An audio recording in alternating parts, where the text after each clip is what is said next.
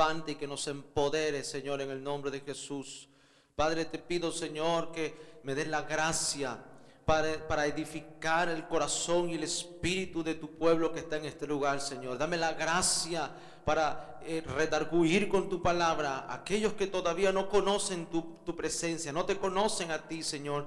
Dame gracia, Padre, para poder convencerlos con tu palabra, Señor. Dame la gracia en esta noche, Señor, de poder demostrar, no solo hablar, sino demostrar con espíritu y con poder, Señor, la veracidad de tu palabra, Señor, en el nombre poderoso de Jesús de Nazaret. Dame la gracia para sacar lo que has puesto en mi vida, lo que yo pienso, lo que siento, lo que me has permitido ver a mí y entender a mí, Señor, poderlo hacerlo ver y entender a tu pueblo, Señor. Dame la gracia para abrir los ojos, los oídos y el discernimiento y la percepción en esta noche, Señor, y que haya un derramamiento del Espíritu de forma sobrenatural sobre cada uno de nosotros, Señor. Te damos las gracias, Padre Celestial, por los milagros, por las señales y maravillas que estás haciendo, que has comenzado a hacer y seguirás haciendo en medio de tu pueblo y en medio de esta ciudad, Señor, en el nombre de Jesús de Nazaret. Pongo en tus manos este servicio y esta palabra en el nombre de Jesús. Amén y amén. Vamos al libro de Juan, capítulo 5, verso 19. Libro de Juan, capítulo 5, verso 19.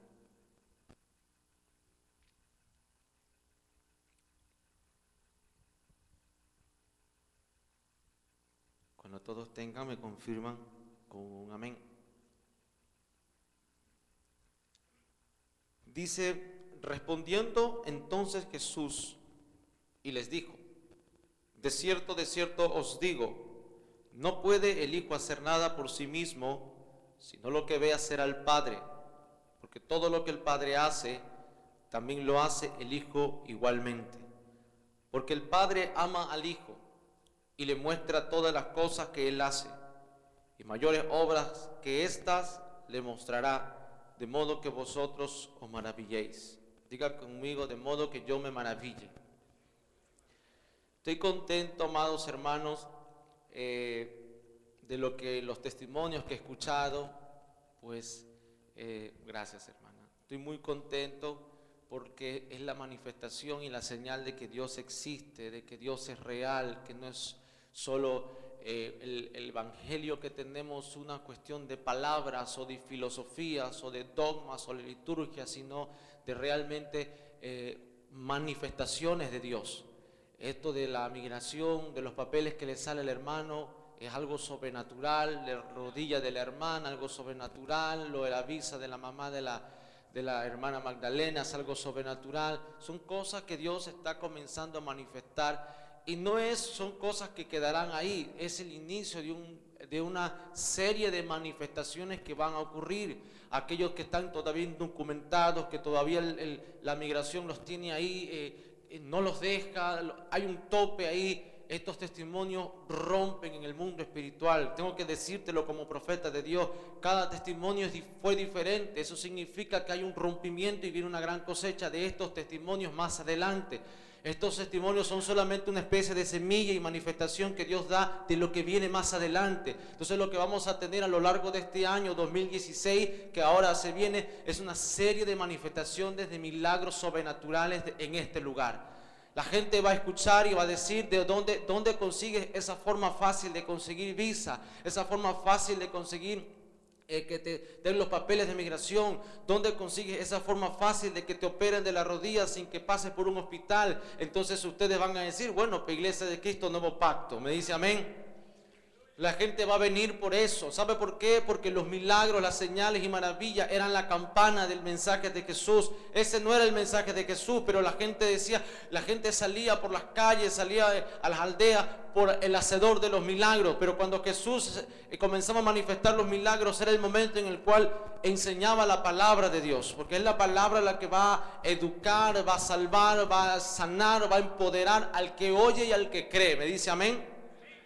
Entonces van a haber manifestaciones de este tipo en medio de nosotros, gente en la cual ni se imaginaba que Dios la podía usar, Dios los va a usar. Gente en la cual hoy dice se siente indigno, se siente mal porque no tiene un ministerio de pronto profético, no tiene un ministerio, no sabe de pronto predicar, te vas a encontrar hablando con un amigo en tu trabajo, estoy profetizando, te vas a encontrar hablando con un amigo en tu trabajo, te vas a encontrar hablando con un familiar X por teléfono de aquí a México, de aquí a El Salvador, de aquí a donde esté tu familiar en Guatemala, en Honduras y de allá, por medio de la línea telefónica o el internet, Dios va a hacer un milagro porque has entendido cómo opera el mundo espiritual, has entendido cómo opera la dimensión del reino del gobierno de Dios, has entendido cómo opera la fe sobrenatural y has entendido que todas estas cosas que han ocurrido aquí y estos testimonios que han dado aquí han sido solamente por medio de un medio. El medio es la oración. Gente que le pidió a Dios un milagro y le creyó. No es por medio de un profeta que Dios vino a traer, a activarlo aquello. No, un profeta vino acá a decirte, sí, Dios existe y va a contestar tu oración. Eso fue todo, pero todo el inicio comenzó con tu iniciativa de creerle a Dios, de pedirle a Dios, de confiar en Dios, de entenderle a Dios y de recibirlo a Dios. ¿Me doy a entender? Entonces, Jesús, cuando entra a la escena de la humanidad, Él comienza a hacer milagros, señales, maravillas. Un hombre en el cual nunca estuvo en la universidad, nunca estuvo en los colegios, un hombre pobre, de repente a los 30 años se encuentra predicando una doctrina diferente a la de aquellos días, diferente a la de aquella época, diferente a la que en el entorno cultural se movía en el momento. Jesús no salió de la escuela de los fariseos, no salió de la escuela de los saduceos, no salió de la escuela de los herodianos, no salió de la escuela de ninguno de ellos. Jesús se levanta en un momento de Juan el Bautista, lo bautiza y comienza un ministerio. Y a diferencia de cada una de las escuelas doctrinales, lo que Jesús hablaba se manifestaba. Si Jesús decía el tiempo de los milagros ha venido, se empezaban a manifestar. Si Jesús decía la verdad os hará libre, los endemoniados eran libres. ¿Qué había en Jesús? Que cuando Él hablaba había una dinámica de poder, de manifestación de milagros que los otros no tenían y hablaban lo mismo. Hablaban de Dios, hablaban de la ley, hablaban del rey, del Padre, hablaban de Yahvé o de Jehová, hablaban de Dios, ¿no es verdad? Porque eran judíos, pero ¿por qué no podían manifestar lo que Jesús manifestaba? Había algo diferente en Jesús, había algo diferente en Él. Él era la luz del mundo en aquella época. Hoy en día la luz del mundo es la iglesia de Jesucristo, quien tiene que manifestar a Cristo. No esperemos que Jesús venga por segunda vez a salvar a la gente. Antes de eso, la iglesia tiene que manifestar a Cristo. Y la iglesia tiene que presentarle a Dios una generación, una humanidad limpia, sin manchas, sin arrugas, cuando Jesús venga a llevarse a la iglesia. Eso es lo que tenemos que nosotros entender. Dios existe, Dios es sobrenatural, Dios es todopoderoso y Dios no tiene límites. Dios no tiene límites. Quítele los límites a Dios. Dios no piensa como usted, no habla como usted y no sueña como usted. Dios no tiene límites, por lo tanto apunta lo más alto que puedas apuntar, porque aunque no llegues a donde apuntaste, por lo menos llegarás a un destino. Amén. Entonces Jesús, en su caminar, uno de sus discípulos le dice: maestro, sabemos que has venido como maestro de Israel, nadie puede hacer las señales que tú haces, dice. Pero hemos entendido algo, dice Pedro, Lucas capítulo 11, versículo 1. Pedro dice: hemos entendido algo, que cuando tú oras, algo ocurre. Nosotros oramos, Juan ora, los fariseos oran y ayunan, pero no sucede nada. Queremos aprender a orar como tú oras, porque cuando tú oras, el ciego ve, el sordo oye, el mudo habla, el paralítico se levanta, los muertos resucitan, se crea dinero, se multiplican los panes, se multiplican los peces. Queremos aprender eso. Jesús le dice lo siguiente: muy bien, aprendieron a discernir. Esto es lo que usted tiene que aprender, amado hermano, a empezar a aprender a discernir las diferentes escuelas que hay hoy en día. Hay escuelas que se desarrollan dentro de un ministerio, dentro de una iglesia, que usted tiene que aprender a discernir.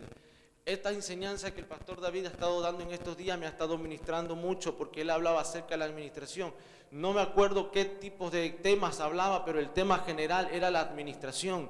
Y yo digo lo siguiente: si la iglesia entendiera lo que es administrar el tiempo de intercesión, el tiempo de oración, el tiempo de clamor, aprender a administrar la dimensión que uno se mueve en aquello, pudiera obtener mejores resultados.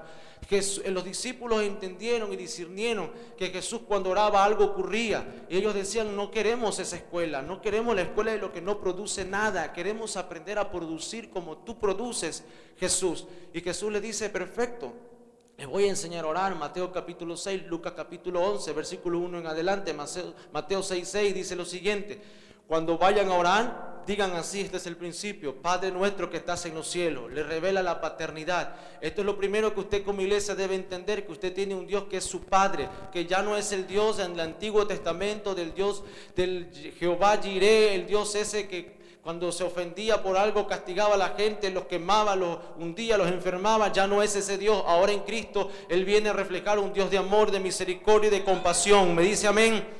Cuando viene Cristo, la Biblia dice que el Padre entregó todo juicio al Hijo. El Hijo es el que juzga. ¿Por qué juzga el Hijo? Porque Él es el que murió por nuestros pecados. El Hijo es el que pagó el precio por nosotros y solo su sangre puede limpiarnos de pecado. Por lo tanto, deja al Padre todo el cariño, todo el amor, toda la comprensión y toda la ternura que podamos nosotros necesitar. ¿Me dice amén?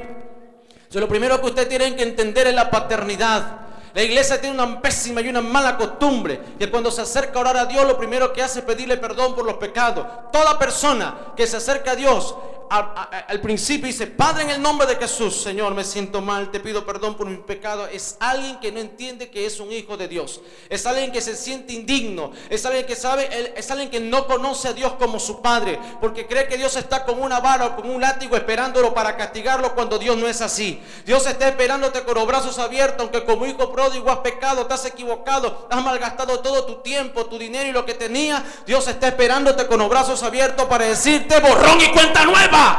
Me dice amén.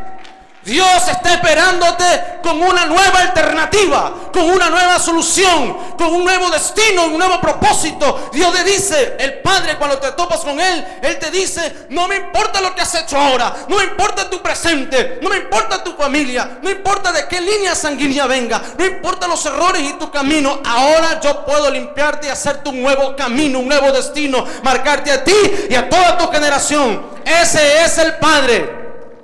Y lo primero que Dios le hace a los apóstoles es cambiarle la mentalidad. Y lo primero que dice es: Padre nuestro. Entiendan que Dios es Padre. Acérquense como hijos con toda confianza a pedir lo que quieren. No tengan temor, no tengan miedo. Y entonces le rompe la mentalidad a aquellos hombres en aquel momento, en aquel día. Y lo segundo que le dice a aquellos es: lo segundo es: santificado sea tu nombre. La palabra santo en griego es la palabra honra. Honrado sea tu nombre. Lo segundo que usted tiene que aprender es a generar una cultura de honra.